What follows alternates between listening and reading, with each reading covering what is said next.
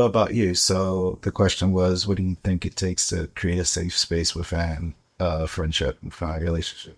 I think with me, when I share something with someone and it stays with that person, it makes a big difference. Like that's like a safe space for me. But if I share something like, and not like what I ate for the day, like something like really personal.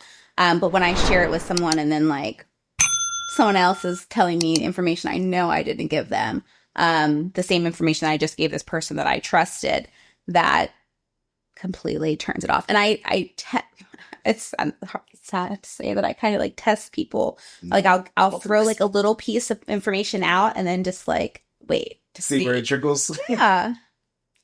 See where it pops off at. Yeah. I mean, I think for me, like mutual vulnerability is one of the ones that you're like, okay, so you're willing to share everything, right? You know, or I'm ready to, you know, so it just makes it easier to share. I think that's, yeah, I think being able to go deeper, and that's just me, obviously, but like, yeah, I think that's one of the big things. Of course, it's huge too, right? Knowing that it's not going to then be broadcast all over the world, is big. But yeah, I think that's one of the big ones for me. Is just mutual vulnerability. Yeah, I think it's a shocker. You two are friends. I don't know what happened there. I don't know either. I was not that person. No, but I do think the vulnerability is a big. It like almost takes your relationship to the next level. Like, yeah, you can be close to somebody, but until like, you know, they know your struggles, like there's still always gonna be a level of you they don't know. But it's not only that, because I've shared my struggles with people, right? I would say I almost wear it on a sleeve. Mm-hmm. I would have taken. But it is not always reciprocated.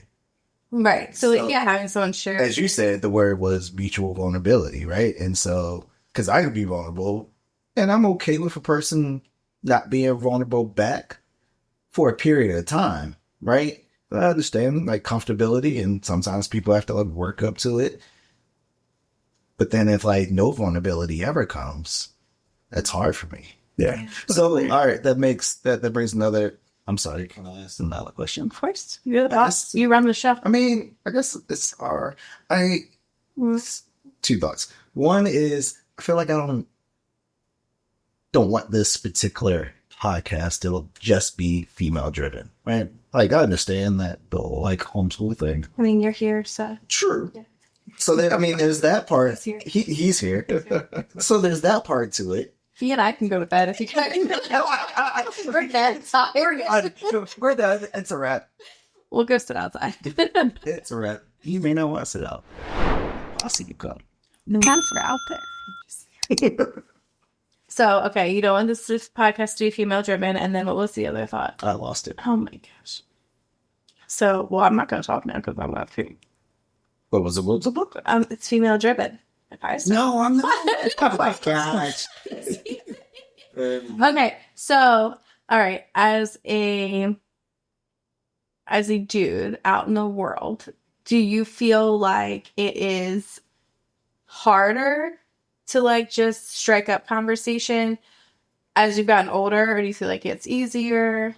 Because I feel like a lot of our friends have been from just random, like our core group have either been from me randomly striking up conversation and like forcing people to be my friend, or you doing it.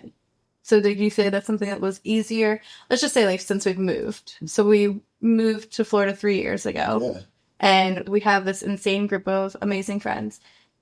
How do you think we got there? Do you think that the conversations started easily, or? All right. So I think there's two ways of answering this. One is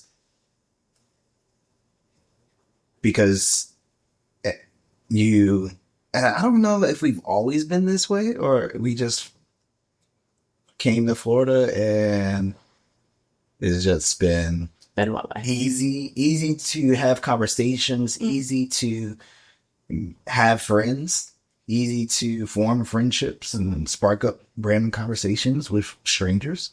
Or if it's just always been. I know it's not always been that way for me. That's not always been that was definitely for me as a mom moving our 5 and 7 year old, brand newly 5 and 7 year olds away from everything they know and love. Mm-hmm. My sole goal was to make them friends so that they felt like this was a place they wanted to be and they were happy. And at the time we were only planning on being here for 7 months. And I was like, I don't even care if it's for 7 months. I want those 7 months to be wonderful and for them to feel okay. So that's why I forced people to be my friend. So the reason that I started off with you is because there is a handful of friends that were made because you were friendly. Mm-hmm. And those people had husbands. And you never know like how that thing is gonna work out. We're like, you got husbands. What I do find that is very, very interesting is that a lot of the relationships that are forming into friendships, a lot of them have similar stories to us. And I find that very, very interesting. It's like we're not. That was also the case in Maryland. You're right. That's true. People are, I don't think it's weird. Not weird. I guess it's definitely a Holy Spirit thing. Mm-hmm. Because it's not something that we can explain. Like, the number of people is crazy as far as people that have the similar or just like kind of the same pattern. Maybe not like totally similar, but it's still in that vein.